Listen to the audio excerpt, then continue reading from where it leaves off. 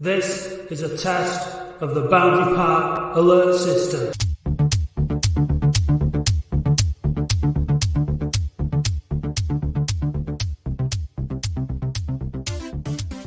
Hello, welcome to the Boundary Park alert system with me, Matt Dean. This week, I'm not joined by Andy Halliwell or Dave Bradley, but that's not their fault, it's my fault. I was supposed to be recording this podcast at 2 o'clock this afternoon, but I was not fit to perform to the high standards that we've all come to expect from this quality award-winning production. So I missed the earlier recording time. Our guest, Simon Crowe, was ready and waiting, but he wasn't called upon. But thankfully, still available. Andy, like I say, and Dave aren't available. So it's just me and Simon. Welcome to the show, Simon. Yeah, thanks for having me. It's a pleasure. Did you go to the game yesterday? Yeah, I did. I missed York on Tuesday, so the last game I saw was Dorking, so it was like chalk and cheese. That's what I saw last time. It was great. I was just a completely different team. It looked from what I last saw. Really good football. It says here that on your Twitter that you are a senior channel manager at Lad Bible and Unilad. What's that all about? Is that give us a bit about you, a bit about your background and what you do? So I work on like the video side of stuff on Lad Bible. So I used to do Facebook, and I'm transitioning over now to Instagram and TikTok team. And at Lad Bible, it's not just the Lad Bible page that you all know. There's other pages like Unilad, Sport Bible, Gaming Bible, Tyler. So I work across quite a lot of them just on the video side. So the silly little videos that you see going out usually have something to do with me. Right. Good fun? Yeah, it's good. I love it. Been there 2 years now. I used to work at a company before then that had links to AFTV. Do you know, the Arsenal fan? Yeah. So that was fun. So I used to do the cutting up of their videos and stuff. So when it comes to like fan reaction, I've seen quite a lot. Yeah. Well, you're a Latics fan. How long have you been a fan for? I'm 27, so it's all my life, really. Right. So the glory I have years. no choice. Yeah, well, no glory years at all for me. My dad had it. Yeah, and then he passed it on to me and my brother. And it's been a downhill slope since I've been born, really. But we're at. I genuinely think now we are at a tipping point, aren't we? I was talking to a United fan last night in a pub about how things, like United's success under Fergie, it's finite. These kind of like, you don't dominate a game at the top forever. It's same with Liverpool. It'll be the same with City, but it's the same with like the downward thing. You know what I mean? So at some point, it's got to come to an end, and things have got to change. And we've really had. I think 30 years seems to be like. I was thinking about this. It was 30 years until like sort of between United's glory eras of the Busbys and Ferguson, and it was kind of 30 years for Liverpool as well. It's like, and now we've had, it's the opposite end of the scale because we're talking about, but like, where we're at now, we've had sort of 30 years of nothing, and it seems like now that things are about to turn. And it's funny how even in one season, like you mentioned about the Dorking game, which was just one of the most turgid games of football you can imagine, to yesterday. What were your assessment of? First of all, what do you think the difference was in what's the main change? I mean, obviously they've sacked the manager, so it's made a big difference. But what do you think the difference is between the same set of players putting in a performance like yesterday compared to last time? Well, it's like when we was under Unsworth, it's like we set up before the whistle was even blown. We had the losing mentality that we had to like dig in and like be scared of them. Whereas you can see with Thommo, he's kind of just give them all free rein, cut it down to basics and just let them play how they want to play. And it's really nice. Like there was like 30 pass move I saw on Saturday, which I was like, well, bloody hell, I haven't seen that in ages, because we usually get the ball and we just do fit up. But there's a lot of freedom that he's given now, which is nice, and just not to be scared of the opposition, because it really in this league we shouldn't be scared of anyone apart from maybe Chesterfield, but I remember when we used to beat Chesterfield in the Football League not a few years ago. But so we should have that mentality shift of we can do it. We have the players. Like when we have this problem now of, say, like Raglan and stuff, who, like, we can't even get all these quality players even on the bench. So we really shouldn't be scared of these teams. And I think that's the shift. Like, I don't think Thommo's had to do much, because he's been sat there for months now, and he's seen what's been going on. So he's just done everything the opposite. He's gone, right, let's attack now. Let's do a post-match, pre-match interview, and let's play a bit. So it's like he's watched Unsworth and he's gone, oh, I'm just going to come and do the exact opposite. But what did you make of it? I mean, I think the York game, you didn't see the York game, you said, but I think really it's a similar kind of thing. A different type of game, but it was just about quality again yesterday. It was just, the goals were just all quality finishes. And, you know, we've got that. You're not going to get a game of football which is brilliant from start to finish. You're not going to control the whole game the whole way through, but we managed the game yesterday. Like when they had their little spells and when we sort of backed off a little bit, we managed it, and then we just allowed the quality to go through. Like you said, getting players forward. When you've got the kind of quality that we've got, that they are going to get chances and they are going to score goals. And it is, I think, for me, they were getting overcoached by Unsworth, weren't they? They were getting just too much, overloading them, and probably taking the joy out of what it is that they do for a living, that they love, which is playing football. And when you've got an attack-minded, and they are an attack-minded team, aren't they? I think Hogan's looked like a slightly different player as well. He's certainly been leading from the front, and he looks a bit more, he looks even more like a leader, like he's taken the reins. I thought he did yesterday. What about that away following of 22? It makes you realise what division you're in, doesn't it? When you see that. That's what I mean. I think that's where the frustration comes from, because like you were saying when we started this, like, it has been a downward slope, but it actually genuinely feels to a lot of fans like going into this season. I've always been quite there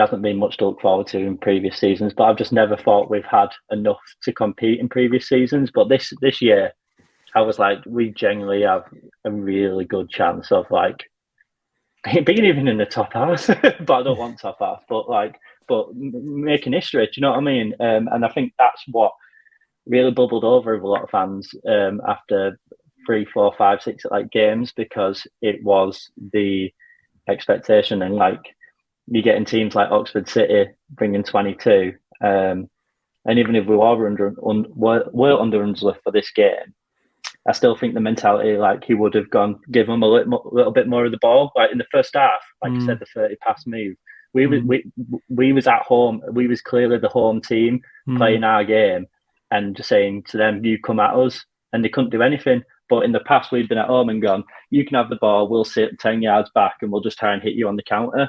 Whereas, and another thing I'll bring up on that, with what you were saying, what's the difference was, I think with Unsworth, they were all quite worried because we've seen players come in and out of the team quite easily. I think with Thommo, he's given them all a bit more relaxed. Like if a player made a mistake, they'd be gone for a bit. And you're like, where's he gone? He's not even in that match day squad. And I think a lot of players didn't know where they stood with him. Say like with Reed, like he won't travel 1 week and then he'd start the next and score. So I think it's a fresh start for them all, and it's quite an exciting period to be in now. Like, we seem to have turned the corner. They are 2 games I would have expected to win anyway, so I don't want to get too ahead of myself. And same with the coming games, but it'll be interesting to see, because we haven't played away yet under Thommo, and we haven't come from behind yet. So it'll be interesting to see how we develop with him at the helm for however long it is. Yeah, we haven't won away still again, have we, this season? So, I mean, Tuesday night, I'm going down to Kidderminster because, well, it's relatively close, isn't it? And for a Tuesday night, and we really, really should win that game. I mean, I think they've scored something like 5 goals all season, so they're not, they shouldn't be a threat. We should put them to bed pretty easily. And then, 9 points out of 3 games, and it starts to look very different. The whole attitude changes, doesn't it, amongst the fans and everything. Where were you on the Unsworth situation? At what point did you decide that you'd had enough? Because it seems like everybody had had enough by some point. When was your breaking point? Like just after the new year, so like January this year. It just clearly didn't seem the right fit. I remember seeing you guys at Halifax away, doing the fan zone with Dave, and nothing ever really seemed to get better under him. Like we had a nice period towards the end of the season, and it would have been unfair to sack him, like 100%. And then we gave him summer, and the signings looked good. And then even the start of this season for me, I wanted to give him the chance, but it was just like, oh Christ, like it's really not the right fit. Like I don't think him as a person, and not necessarily like just didn't fit the club as a whole. Like I think Oldham fans want someone that is just brutally honest, straight talking, passionate, and just like attack minded. Like I'd even maybe not the best manager in our recent years, but how well received Dino was under Abdallah, he didn't have really any success with us, but I think the fans really appreciated his honesty and his love for the fans. Like with Unsworth, he'd never come over to the fans, and that's important to people in Oldham. Like I really think the club wants someone. That's why a lot of people are buying into Thommo now, I think, because he is just saying it how it is. And when it was under Unsworth, he'd tell us a different game, and it's never going to go down well with Oldham fans. It's like another point I made came to my mind whilst watching it on Saturday was, do you know that what's Gateshead manager called? He's called Mike Williams. Yeah, absolutely cross him off to come to Oldham. Like I like him. I think he's really good football. But even under Thommo, I heard people in the main stand behind me shouting, "Get it forwards!" And I was thinking, Jesus Christ, they scored that good goal the other weekend, and from the passing it back from their keeper to the centre half and like slowly building the moves. I'm like, nice football, but it'd never go down at Oldham. Like, and it'd take too long to implement his style. He wouldn't last. He'd be chased out of Boundary Park. But I like his stuff. But it's like, do you know, when a manager just doesn't fit, like he wouldn't fit at Oldham. Like maybe 30% of the fans would really like his football, but yeah, I think we're a unique club where we like, well, not a unique club. Every club likes a type of manager, and I think ours is just attack-minded and very honest, like, and says it how it is, and passionate, and just appreciates us.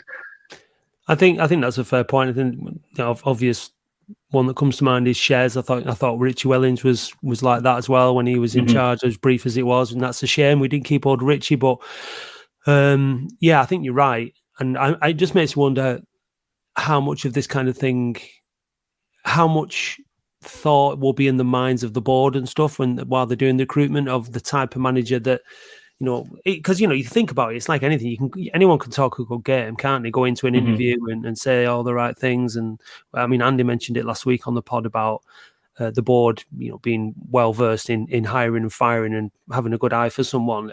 I think that kind of big question now is about their personality, how they're going to handle the fans. They've got this experience now of a manager that didn't work for a number of reasons, so they can use that experience. But would you be encouraged to keep Thommo if things start, keep going the way they are? Because it's been a very impressive start from him, hasn't it? I mean, it's going to give him the other thing, when we mentioned this, it's all speculation now, but I mean, we don't even know if he wants the job, but he's certainly acting like somebody who's taken to it very comfortably and seems to be enjoying the experience. Yeah. See, the thing was, I was saying this in the car on the way home from the game. With Thompson, it's not black and white, in my opinion, and I don't envy the board on this, because it depends who is going to win this interview process with the board, doesn't it? So if you put it up to, like, say, Thommo or Mickey Mellon, for me, I want Thommo. I think there's too many Tranmere links with Mickey Mellon, and I don't know his style of football. But if you do Thommo or Darryl Clark, 100% Darryl Clark for me. But it depends, doesn't it? Like, there's this Stephen Bloody Clements who's come out of nowhere. Like, do you know what I mean? On the betting, it's probably just the odds being shit. But you don't know who. You don't know who who Thommo is against. Is my way of answering that question. It's complicated. I wouldn't mind him, but it depends who's applied, and we don't have that decision as fans. But I'd love to know who the options are, because, like I said, if it's Liam Richardson as well as another one. Seems a great manager, done really well at Wigan, but also you don't want someone coming in. I feel like he's there to be shot at him with Joe and Darren on the board, which would be unfair, but I think that gives him potential to get shot at there. But It's like taking somebody I mean. who's relatively inexperienced again. It'd be a very brave decision, wouldn't it? They'd have to be very, very. I mean, but the thing is you can be confident and you can. Oh yeah, this guy, he's definitely the guy. We've seen it before, haven't we? With people like Darren Kelly when they've come in and taught a good game, and all that. And it's like, but really, the best indicator of whether someone's going to be successful is whether they've been successful elsewhere. Yeah. But at this level, you're not going to be getting the best of the best, are you? Because obviously they go on, and if they do well at this level or just above, they go up higher. Mm-hmm. And I suppose that there is, I can understand the appeal from the board's point of view of wanting to take somebody new. And give them that opportunity. And I mean, like the way that David Unsworth was talking and everything about when he said he wanted to be at the club for, when me and Andy spoke to him, I want to be at this club for a long, long time and all this kind of stuff. And I'm sure he did, but it seemed like he was so stubborn in what he wanted to do with what he wanted to do, and he wasn't prepared to change it. Mm-hmm. And if he had done, this is what I was thinking, just give him time, surely he'll see sense, and he'll change it. But he was so stubborn, wasn't he? Because look what Steve Thompson's done with exactly the same players. I think it's crazy. I think it was just, if you wanted to be at the club for such a long time, then you would have had to. You'd expect him to have done something about what was going on to address it, to try and change it. But he didn't. He was just it ended up being a bit of a car crash in the end. Yeah, he just refused. He didn't adapt, did he? Didn't adapt to anything. He's in game management as well. Very poor. Didn't ever use his free subs when everyone in the stadium could see we'd need fresh legs. It's sort of like, it's no point looking back on it now. It's over in it now. Don't envy the board on the decision with Thompson. But looking forward now to the next few games, I expect to win them anyway. So if he does win them, it still makes it a tough decision. The only criteria that I'd look at for a manager is someone that's been to National League and won the playoffs, which is why Darryl Clark sits high for me, because we're not going to go up automatically now. That's wrote off. Chesterfield they've got that. So we need someone that's got playoff experience, in my opinion, who knows how to win it. And that's the thing with Thommo, where question marks come for me, because he's not got that experience. Maybe if we keep him, he'll get us playoffs and he'll win it, and then he's got it on his CV. But to me, Oldham reaching the playoffs this year isn't an achievement, personally. With our players, our fans, our budget this year, hitting the playoffs, now Unsworth's gone, we should be there. It's whether we get the right manager in now that can make us have a very good chance of winning it and going from Wembley and stuff. Do you know what I mean? That's I think the decision for the board. We're on a trajectory now of these next few games. We already got 6 points from 6. We're going to be up there now. It's can we do it? Do you know what I mean? And we need to get the right man in, and whoever that is, don't know. I mean, there's not Darryl Clark. There's not that many managers out there that are available at any one time that would have that kind of experience, really, is there? I suppose. I think it'd be quite a coup to get somebody who knows who has experience of that situation and managing that. It is a bit of a lottery at the end of the day, the old playoffs, as we know, but you can't do any harm to have had experience of it. I mean, think about it as well. We've got players in the squad that have got experience, haven't we, of those kind of things, and it should put us in a pretty good position. But they're all tough games. I mean, even yesterday we had to work hard for it. It looked like it was going to be 2-0 for a long time, and then at the end, I thought that the scoreline was probably fair in the end to how we performed. I thought Green was looking very, very dangerous. He was really good in the first half. I took a friend of mine called Mo yesterday, and it was the first time he'd been to the game, and he just said, you've just got far more quality than these have. You could see it. He was surprised that Joe Nuttall lasted as long as he did on the pitch. He thought he looked slow. It's interesting sometimes to talk to people like that have not been to the game before, not seen the players play, what their first impressions are of people. And I didn't think he had his best game for us yesterday. Not all. I thought when Reed came on, he looked far more threatening in terms of his pace and getting in behind. But I'm not here to bash him. He contributed to the game yesterday, but I thought he played well against York. But yeah, I mean, we've got an embarrassment of riches up top, haven't we? Yeah. That's why it's crazy. Like, our best form of defence is just attack, because like on the bench we had Kurt and Reed. It's like when it's not working with Norwood and not all, you can bring on two very, very good strikers that would be starting for at least, I'd say, 90% of the teams in the league, and we've got them on the bench. Like I said, we've got Raglan, who's not in the on the bench at the moment. We've got Lundstrom to come back. It's a really exciting squad. I think we're a bit weak. Shout out as well. Sutton. Yes. Yeah. No, he did. I thought he played well yesterday. I think he does really well because he's a centre half, but he does get forward and he does make some good runs and do some of the. I think he's getting better in that right back role. He's learning, but like we've said it before, that you've got to be a good footballer to be able to just adapt from like centre half to right back. And he's held that position now under Thommo as well as with Unsworth as well. I do worry a little bit though going forward about the balance in the squad though. I think if we Mark Kitchen got whacked yesterday and was like hobbling around, and I was thinking if we lose Mark Kitchen, then that will really affect the team, because again, put some quality balls in yesterday, and just that width, playing with Devon Green, he's one of these players, those fast players like that, they tend to pick up twinges and things, don't they, and knots, they get bashed around, so they tend to pick up injuries through the season. I just don't think we have enough cover in those wide areas, and I think that could be a problem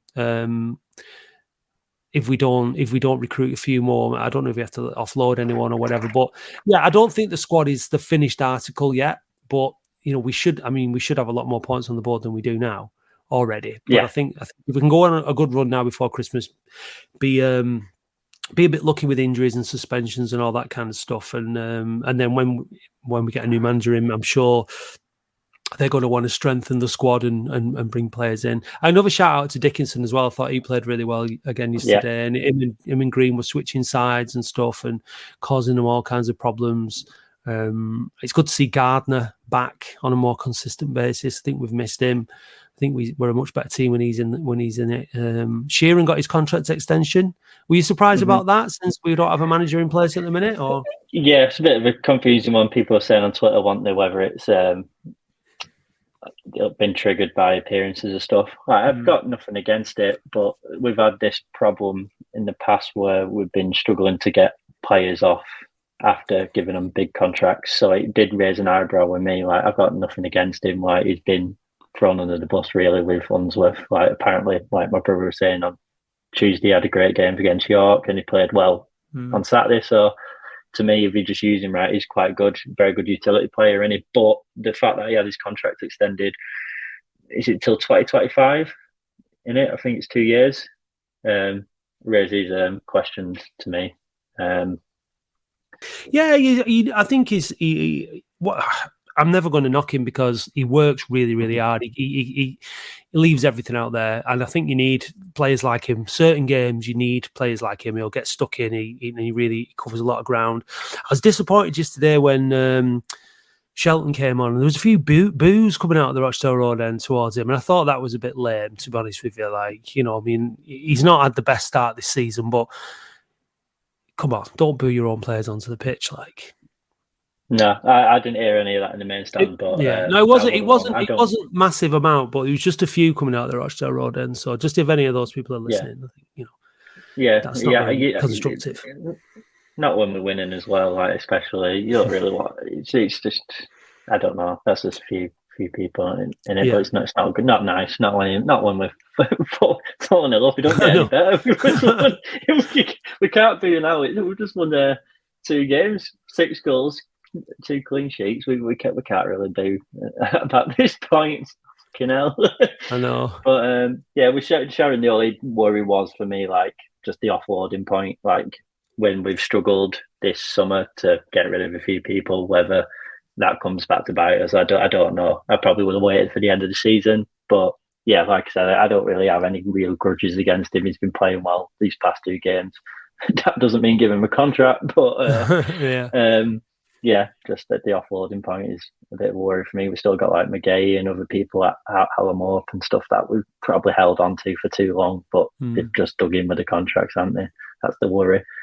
But this is the thing: it's gone. It takes time to get everything right, and this was the other thing about it. You know, with Unsworth, it was in everyone's best interest that it worked, but it obviously had to work and everything had to be right. But you know, that rebuilding process. Now you've got another manager coming in. You've got the whole process of, I like him, I don't fancy him, what's your style of play, and all this kind of stuff. And I think that's why, I think certainly from my point of view, when it's a temptation to think, well, Thompson knows the players already.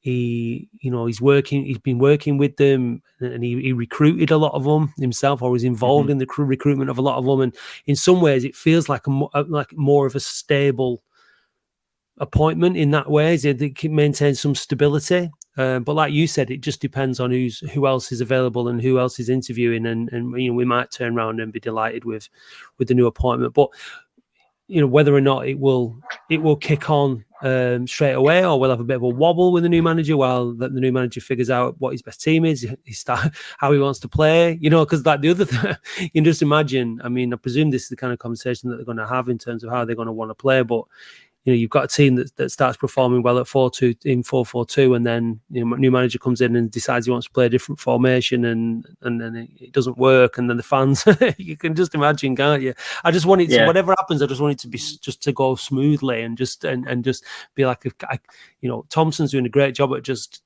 getting results, getting the team playing. So I'd hate to see too much disturbance if that carries on. But again, we'll just have to see.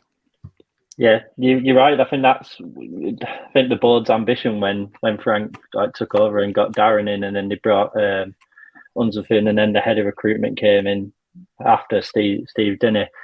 That all aligns with there should be a style of play, and no matter if Unsworth was to get sacked, then the players fit the system, and you bring a manager in that fits the style. Like I said, how we want to play as Oldham Athletic, we're attacking football, blah, blah, blah, blah. So when Unsworth goes, we hire a manager that fits that bill. So then there's no high turnover of players. I think that's what the thing was. But to me, Thompson and Unsworth are two opposite people. I don't understand that one. Like Unsworth seems really defensive minded. Thompson seems more attacking minded. And that's a bit of a confusing one. So whether, say, Thompson doesn't get it and he moves back upstairs, the relationship between the manager and him needs to be aligned, in my opinion. I don't know if it was too well aligned under him and Unsworth. And I think that's why the transfers towards the start of the season became a bit confusing. Because I think I tweeted at some point saying there was a press.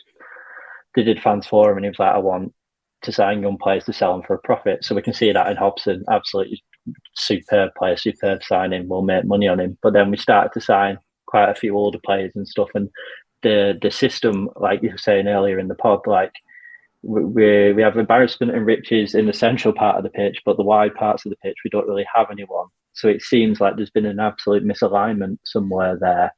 And it will be good going forward if that structure is built where it's like, even if it doesn't work out with the next manager, Steve's looking at players to fit this system. Like we always play with wingers, so we're always going to hire a manager that has a winger. Do you know what I mean?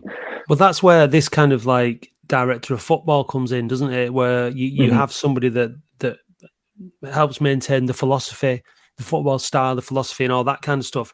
Whether or not someone like Steve Thompson is a potential director of football, you know, we spoke about this. We don't have a director of football at the minute, do we? But when you do have a turnover of managers, and all clubs do, you are then relying on. It's funny. The thing is, we've gone from having such a terrible experience of having a sporting director like Maud Lemsingham. It's like it's like a dirty word, isn't it, to say, oh, well, maybe that's an approach we could have, because it's just like, oh, just get a manager in. But we were so desperate to just get a manager in back then because it was what we needed. We needed somebody that knew what they were doing, and Maud didn't, obviously. But now we're in a situation where, well, you know, what happens when, like in this situation where the manager doesn't work out and you've invested a lot of time and money in a 3-year contract in the hope it will. But then you're kind of going back to square one then when you're recruiting somebody else. So I guess, I mean, the other thing is it maybe depends on the manager that's coming in, like what they might. Some managers, modern managers now, might say, look, I think it's actually best for the club, and it's better for me as a manager if there is a director of football to work with, or because they're looking up the game, they're seeing that's more common. Do you think, well, you might as well get used to working with it lower down? I think there's a lot of considerations. It's not just as simple as sack him, bring him in. There's a lot of moving parts, and I just think that it's been a good experience for the board. I think. It's not been a good experience. It's been a bad experience, but you know what I mean. There's value, there's value in it for them in terms of what they're learning from it. But it'll be interesting to see which direction they go. But if he makes it 3 wins out of 3 on Tuesday night, then I think it'd be like Richie Wellens all over again, won't it? When he took over from Sheridan, and he started doing really well, and in the end, you just had no choice but to give him the job. Mm-hmm. There is that bounce though, isn't there? Like when Ches came back before we got relegated, we had that bounce, and then we really struggled towards the end of the season. We went down, didn't we? So it's a tough decision for the board, and I don't envy it. But like I said, the only thing I have in my head is I'd love to see who, like, you'll never know, but it's like I'd love to see who's being interviewed to then to be like, oh, I'd rather have Thompson, but I don't know. Yeah. My head says I'd rather have outside higher. I'm probably 60-40 right now. Because I think I've got Darryl Clark in my mind, but I think it's really less likely that he's going to come. I think Cheltenham's more of a job for him, and I don't even know if he wants to work because my best mate's a Bristol Rovers fan, so I've watched Darryl Clark quite a lot when he was there, so I know what he's all about. I know how passionate he is, and I think he'd be a really good fit. But I know when he was at Port Vale, he had to take some time out for his a family tragedy. Yeah. And I think he is based down south as well. From what I've been told, he's based in Salisbury. So I don't know if he'd want to move up north or travel up north. It's a lot to ask of a manager like that. Like we've been signing players that are all northern based this season. So for a manager who's out the game probably for personal reasons for a bit, whether he even want to come up north, like I think we're all getting carried away as a fan base. Like, oh, he'd be perfect, but I think Cheltenham's a lot more local to him as well. They're in League One still. We could easily meet in League Two, so I get the debate where they go down, we go up. So it's all fun talking about this stuff, like you're saying. We didn't really get to do that under Abdallah and Mo, but like we could go up there, which is I've never had in my life. My highlight is Liverpool 3-2 at home. Like that's my cup final in the FA Cup. But so hopefully we can get a promotion. But well, we're certainly going the right way, aren't we? Like you said, scored 6, conceded none. I think we got a goal difference back to 0 after some pretty shocking performances like Bromley and Southend. And I think, great to see the players coming over to the fans. Great to see the reception of the fans at the end of the game. The big round, everyone's like a big section of the crowd staying to clap the fans off and really get excited. Come on, really kind of like, yes, we can do this. And I think, I think we can. I think we really can. But I think in the best interest of everybody now, this process will come to a conclusion relatively soon. But again, I don't want them to rush it either. No. But the thing is, we're in good hands at the minute, aren't we, during this process? So that's good. Neil Redfern coming in, obviously, to work with Thommo, he's an Oldham guy. He was born in Oldham. His granddad played for Oldham. That's a nice little we like that kind of little romantic stuff in football, don't we? So compared to a couple of weeks ago, when, like you said, the Dorking game was your last game, and then obviously that debacle at Bromley, and it's just nice to. It's like coming on today, like with the pod. Just to be able to really talk about the game and like who's the next manager, rather than sort of everyone being spitting blood and getting so angry about the old manager. And it started off as divisive, as in like some people thought give him time, some people thought get him out. By the end, everybody was of the same mind that we had to change it. And so far so good. It seems like the right decision. Right. So shall we see how you're going to do on Latics Mind? Yeah, go on then. I'll be absolutely shocking at this, but let's give it a whirl. Well, most people are, so don't worry about it. I certainly am when I'm doing it. I've never done it. I don't think I've ever done Latics Mind before. So actually reading the questions. So this will be a first. Right, here we go.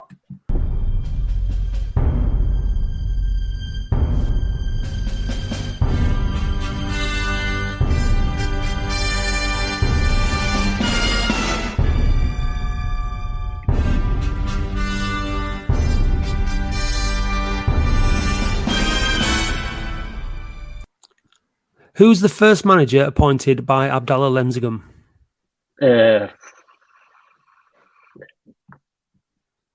Richie Wellens. Incorrect. It was Frankie Bunn. No. Who was the front of shirt sponsor in 2006, 2007? Slumberland. Incorrect. It was Hillstone. Who was Joe Rawls' assistant manager during his first spell as manager? Oh, Jesus Christ. No idea. David Unsworth. No, it was Willie Donaghy. Which defender did Latics loan from Leeds United in November 2006? Defender from Leeds. No idea. Pass. Who was Latics' last championship win against? Championship? God, I've only ever known League One and League Two. Pass. No, I should have said a club at least. Lee Hughes scored a hat-trick at Millwall in December 2007. He also scored the winner away from... Hang on a minute.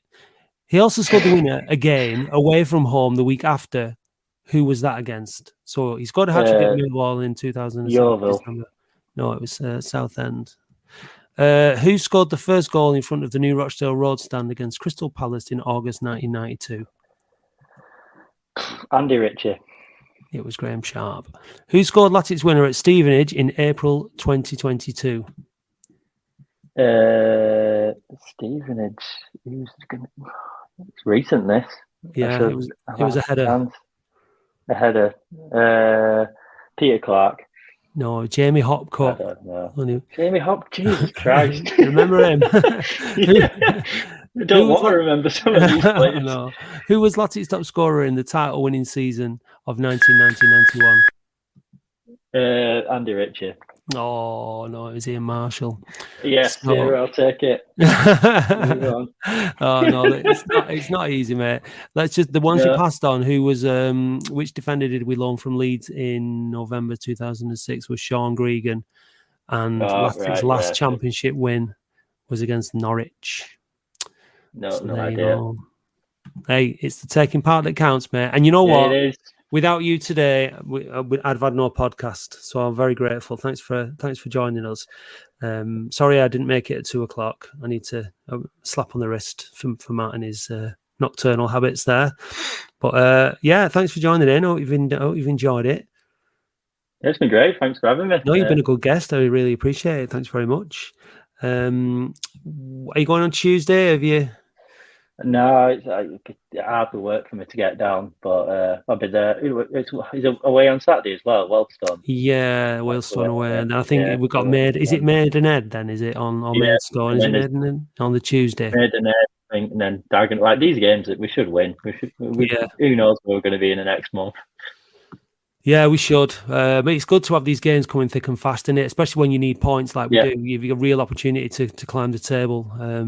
And so far, so good under Thommo. Speaking of Thommo, my mate, Sexy Dave Bradley, spoke to Neal Eardley, former Latics player who has worked with Thommo, and he spoke to him about the Latics current gaffer. So let's have a listen to that. Hi. I'm here for the Boundary Park Alert System with ex-Wales international and Latics legend Neal Eardley. He's kindly joined us. Neal, how are you doing? I'm good, very good, thanks. Yourself? Yeah, good, mate, thanks. So I believe you're a coach at Blackpool now, aren't you? After you finish. So is that what you've been, the majority of what you've been doing since you've been finishing the game? Yeah. Obviously, I sort of came to the end. It was at the beginning of last season. The last club that I played for was Connah's Quay Nomads in the Welsh Premier League. Although it was only for a short period, I enjoyed my time there. There was some good people there, some good lads. So since obviously sort of stepping away from that, I've been in at Blackpool with the under-18s. Very thankful to obviously Kieran Donnelly, the academy director, and Matt Blinkhorn, the head of coaching, in terms of being given the opportunity, really, and obviously went through the interview process.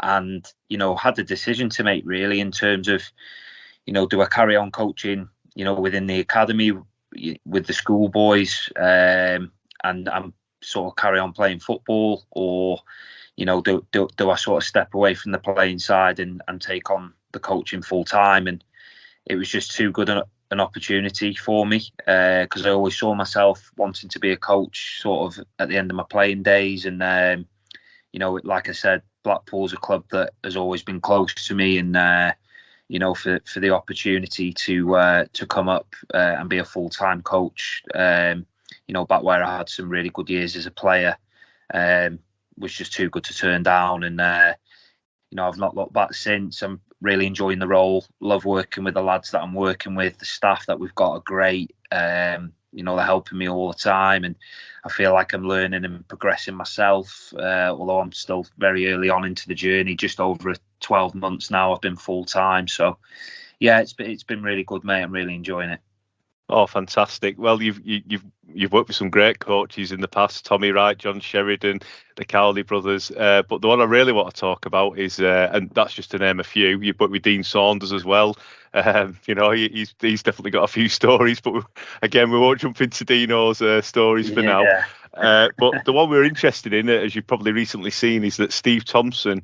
You worked with him quite closely at Blackpool, and he's just been made interim coach at Oldham Athletic. And what was he like as a coach? Because I think you came into Blackpool, you left Oldham to go to Blackpool, didn't you? So how did you find him, Steve?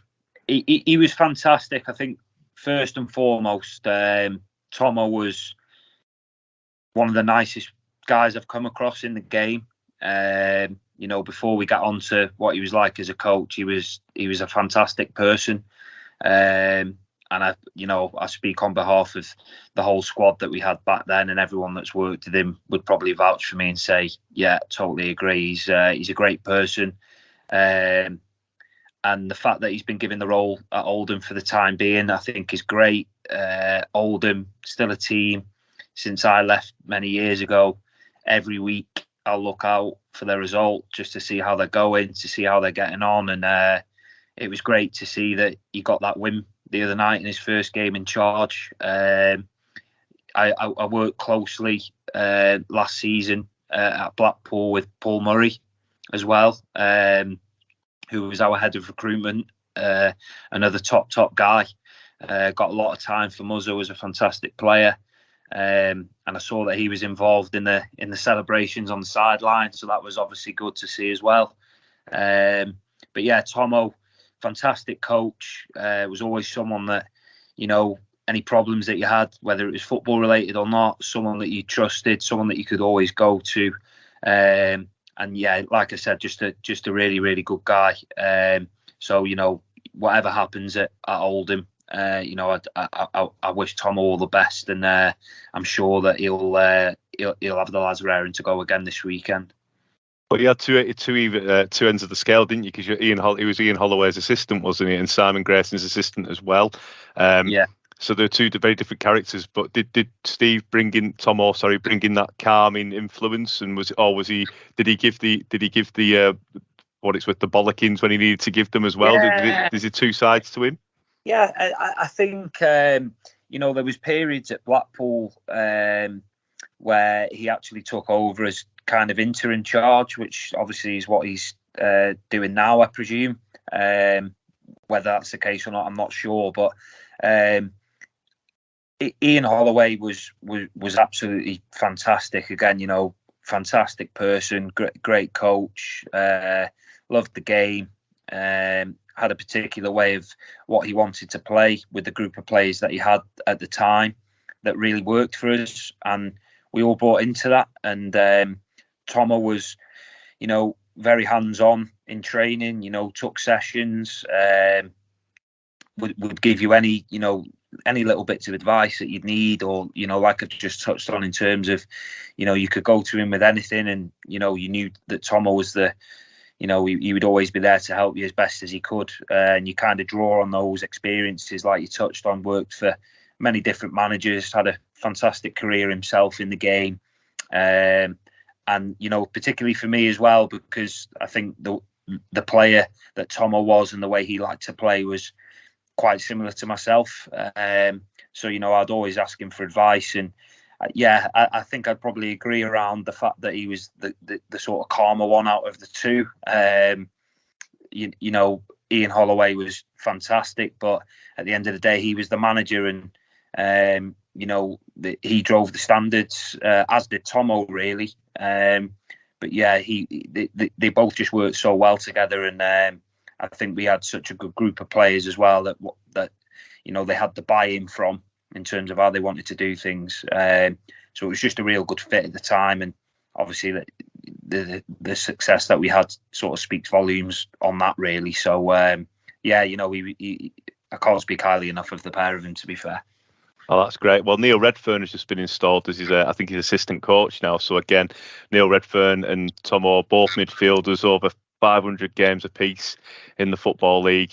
I think it's going to be an interesting dynamic. But do you think, from your experience of Thommo, that if he is successful, he would become? He is that the a manager that you could see becoming a manager, not just because it's always difficult, isn't it, when you're a coach and then you become a manager? It's a different sort of environment. But could you see Steve in that role?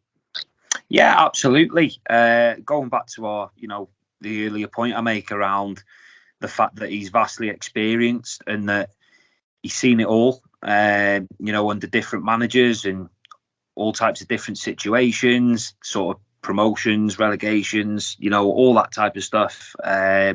He's got so much experience and he knows the game. He's been in it his whole life, and I think I could definitely see him taking a manager's role if that was what he wanted to do. I'm sure he's more than prepared and ready for that. Whether he wants that or not is a different matter. But no, I'd definitely say that if he was to get the job and take it on, then he'd definitely be successful. And he would have that buy-in from the players. He's got a way of going about how he likes to do things. It's been a number of years, obviously, since I worked with him, but I'm sure his principles and morals and his values around the game are probably still the same. And he, like I said, he had a great way of working. So I think if he was to take the job, then that would be fantastic for the club and for him as well. Well, you went to Oldham to Blackpool in your career, and I bet it was quite a big move for you, wasn't it? To be fair, I think it's fair to say, because you just experienced Oldham Athletic and Blackpool. I'm going to get killed for this, but we're going on the up, weren't they, at the time? Yeah. Did Thommo help you settle into the club and be? And what was these values that he sort of imposed on you to say? Did he tell you to relax, or was a certain, like you say, he was driving you all the time? Was there anything that sticks out in your memory that really you could discuss with us, please? I think it was quite. It all happened very quickly for myself. I actually did like a full pre-season under Dave Penny, and there was a little bit of speculation around obviously Blackpool being interested, and I actually ended up going up from Oldham. I was actually living with Kelvin Lomax at the time in Bury. I was sort of going through a bit of a sort of period where I didn't know whether I was coming or going, so I didn't want to commit to anything myself. And Kelvin, I was close with at the time at Oldham, and he sort of took me in, and I was living with him. And then I got the call to say that that there was a fee that was agreed, and the next thing, I was on my way up there, and I signed for Blackpool the day before the season started. So it was very sort of like last minute, really. Went up there, signed, did the medical, and then I was on the coach down to QPR for the first game of the season. And I was on the bench. I didn't play in that game, but Thommo was definitely someone that made me feel really welcome, helped me settle in, taught me a little bit about the area and things like that. Living up there himself. So yeah, he was fantastic for me personally. And again, like, I must speak about the group of players that we had. We had such a good group of experienced players that knew the level. Just Keith Southern, Charlie Adam, David Vaughan, Gary Taylor Fletcher, Brett Ormrod, Ian Everett, just to name a few, Matt Gilks, Alex Baptiste, Stephen Craney. Like, I could go on and on. They were all fantastic guys, and they helped me settle in really quickly. And I was only 20 years old at the time, and for me it was the decision was kind of, being at Oldham in League One, sort of the first sort of part of my journey in my career, and then I just thought that was a natural progression for myself in terms of stepping up from League One to the Championship, to a club where I felt, I could go and play and hold my own. And the season I joined, we ended up getting promoted to the Premier League. So it was it was just crazy how I sort of, the reality around it is that I went from League One to the Premier League in less than 18 months. So like, that doesn't happen a lot. So yeah, they like I said, fantastic group of people that I worked with, staff and players, and they all made me feel really welcome. And as for stories, not really. It was just, we just had such a good group, so many good memories. And I think the team spirit and how we all brought into the way we wanted to do things, and the staff that we had, was what got us our success. Because I think it would be fair to say that the season we went up from the Championship, on paper, probably to look at, wasn't the best team in the Championship, but I think that obviously goes to show how important having that team spirit and that togetherness is to get promotions. And Thommo and the gaffer and the rest of the staff were a huge part of that. So like I said, nothing but positive things to say, really. So I bet Thommo had a few beers after that game, did he? Oh yeah, absolutely, yeah. Thommo, I don't think he'd mind me saying, but that day that we beat Cardiff in the playoff final, I think he might have been one of the first to crack open a beer in the changing room and celebrate, and rightly so, because I think obviously for the amount of time that Thommo had been at the club, he'd seen a lot of down sort of periods in that space of time. So for us to go on that journey and obviously to be a part of it was fantastic. And we had a really good night that I don't think any of us will forget. Brilliant. Well, Neal, you've been fantastic. I really appreciate you taking time out to speak to us on the Boundary Park Alert System, and best of luck with your coaching career at Blackpool. Thank you very much for your time. Cheers. Thank you. Thank you, mate.